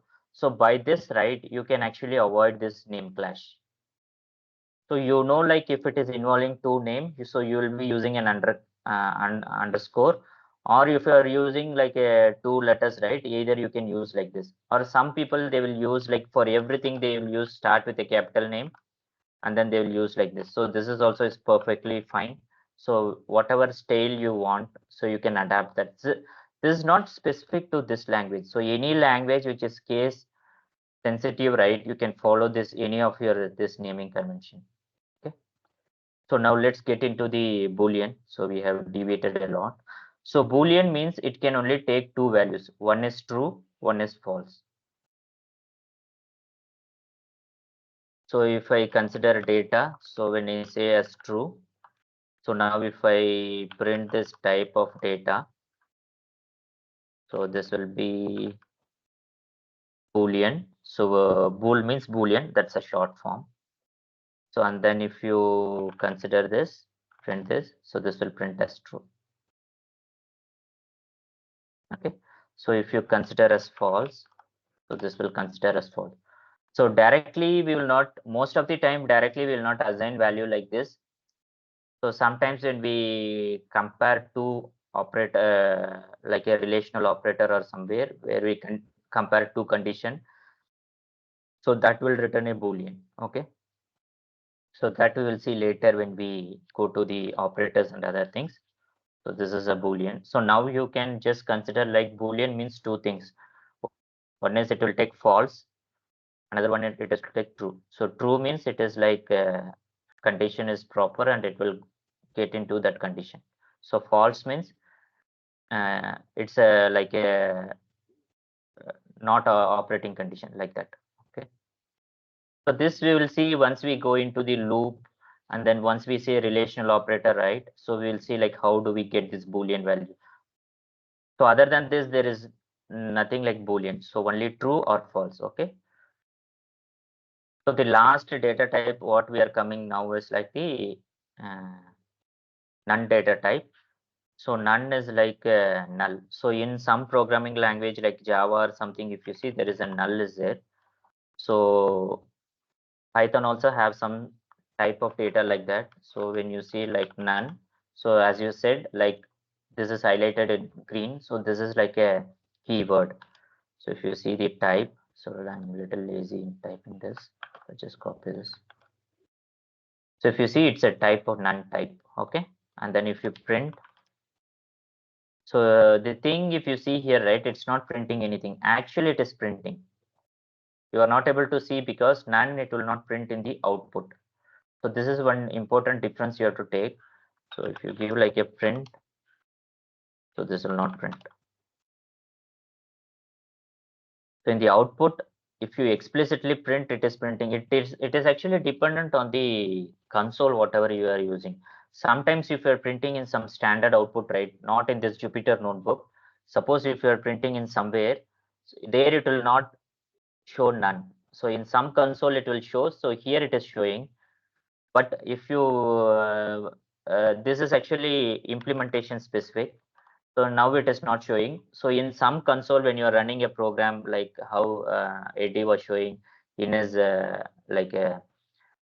he is showing some Python interpreter, right? So there when you type none, so there it may not print. So it's actually like program specific how your standard output is coming. Okay. So sometimes it will print, sometimes it will not print. So none you can consider like a null value in some programming language. So it means like it doesn't hold any value.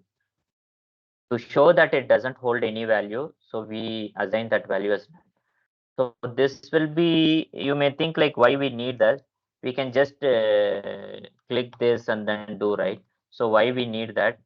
So this is needed because when you're writing a big program, you may need to initialize a value. Like you will explicitly mention it doesn't hold any value. Okay. So at that time you will initialize like none. So if you have like 10 values, so you'll initialize like 10 values. Okay. So these are the variables we have. So any query we have.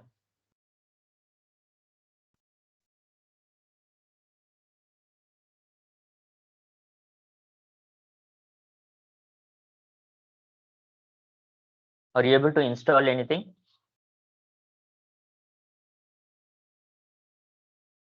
Oh, guys, I mean, were you able to follow? I mean, did you install this Jupyter notebook or used that collab notebook?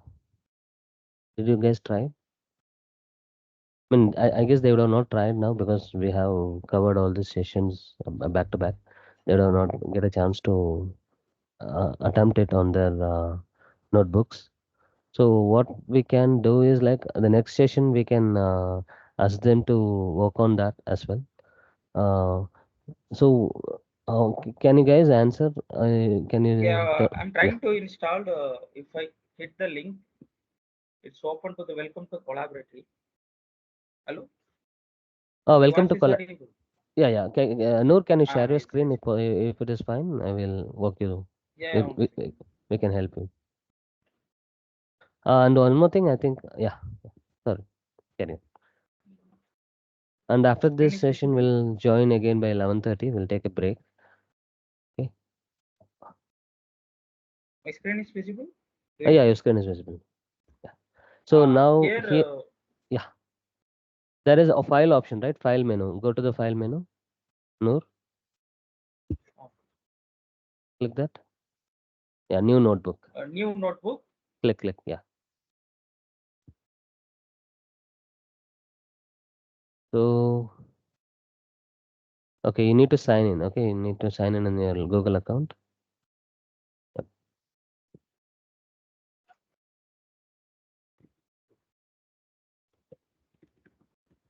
All of you parallelly do this activity so that the next session we all be on the same page. Okay. At least.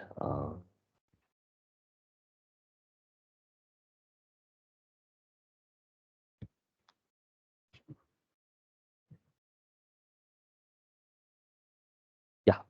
So now we got this, right? Yeah. Okay. Click that code, that plus button, right? Close this side window, right hand side window. Close the right hand. No, the release notes. Yeah, that one. So click one of the code cell which you open now. Yeah. Click inside that. Yeah, inside. Click. No. Yeah, it's like running the program. So now you just click inside. Yeah, click. Click with your cursor. Yeah. Now type print hello world, and you can check whether this is working. Print, open bracket and close bracket. Yeah. Give it in quotes. Okay. Double quote you give. Yeah. Yeah. So there is a shortcut. If you press Control Enter, also it will work.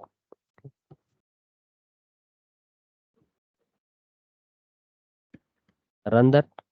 Click that run button. No, click that run. There is a in the left hand side This only you one? can see, right? Next to the cell only you can see. Yeah. Click. Did you click? Yeah. No. Just click left click. Yeah. On that play This one? button, right? You can see the play button, right? This one. Yeah, that one. Click that. Okay. So you can use this code window for your all your experiments. So generally this notebook, which we call it a Jupyter notebook, are generally notebooks. So this will It be Raj showing some snippets also came, no? Variables and set the mapping sequence wise. no, that is like you can add a Sequentially set up. comments. So he made his own notebook. Oh, he Uh, already made yeah, he predefined created. one. So this is like, see, we can document as well as we can write the Python code. This is mainly used in the machine learning field. Okay, so that is Okay. why you just click. There is a text option right on the top, the left, near to the code. Ah, Text. Click that. Yeah, and here you type the comment. Hello world. You can type, and yeah, type hello world for example. Yeah, just click outside. Click outside of this window. here also. Yeah, click. Yeah. So now this code is not executable. Okay. Now you can add one more code cell. Click codes. No, not text. Code. The above. Yeah. Next to the text, right? Yeah. I guess we have to add it in the below. Okay. You have added in the top. Okay. So there is an option, right? In the arrow mark, you can see you can move it, move above or hello. Yeah. Yeah. I think you can move the cell below and up. Okay. You can play around. So this Below. particular Ah, text window is for having your comments or documentations, whatever you wanted to have for your notes reference. It's basically for notes kind. And code windows, actually we can execute your Python statements and everything. You can experiment that. So generally this is called as a Python playground, where we can experiment whatever ideas we have. When it goes for production, we'll be having a proper Python file which I showed you. Like we open a Python .py extension format file, and we will use that. Okay, so this is useful for the learning and for experimenting lots of things. This will come very handy. That's why Raj is text cell insisting to. means will make it to the any sentence or like take the notes. Sorry, I couldn't get. Text column. Text column Text column is for will typing make any it to text. the notes. For Yes. taking notes. Yeah. Notes. Okay. Code will write to the codes. Code is where you can execute the actual Python instructions. Yeah. Okay. Yeah. Got Thank it?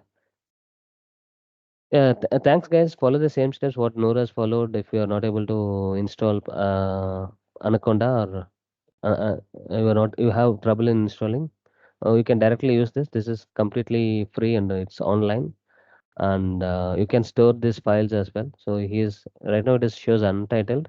You can just go to the file and save as. You can change it, or else on the top only you can click and rename. I guess. No, go to the top. The name untitled, right? There only you can change. It is auto save, I guess. So I File guess only, that no? Save as. no, on the top, the name of the thing, untitled, this one, right? There only you click it.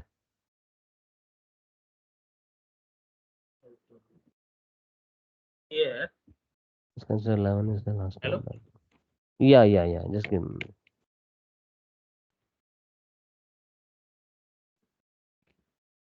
There you can modify. Yeah. Give your name. Say for example, my Python exercise, something like that. Yeah. You just click it out, If click out. automatically save, na, will give the name. Yeah, is it? It will save automatically. You just come Star out. note. Yeah. Okay. So this is completely cloud-based IDE, so you don't need to install anything. You just need a browser to work on this. Okay. I think Maheshwaran has answered something for the query which we asked Okay. at the beginning of this. Mahesh will definitely look in this. Yeah, I guess this answer looks correct for me. I will need to validate that. Let's check. So what we are saying is the index value is going from 0. So the value is greater than or equal to 10 is considered. 11 is the last number. Oh. Okay.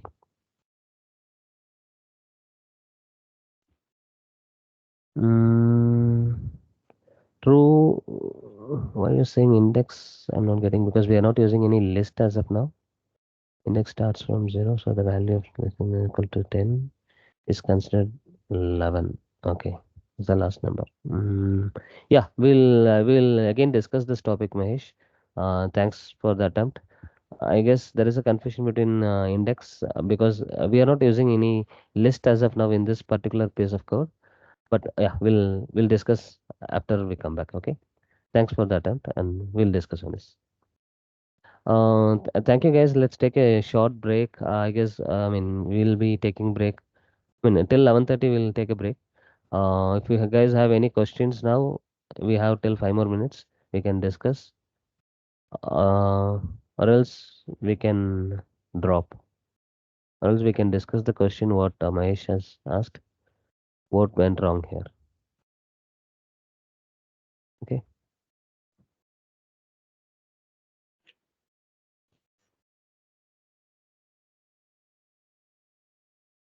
Yeah, guys, let's take a break now. We'll get back by 11:30.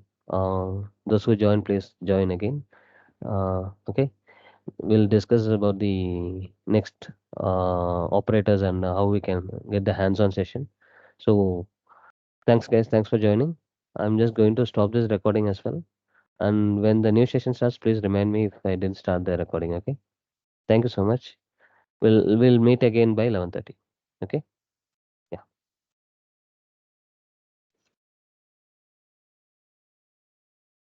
Use the same meeting link. Okay.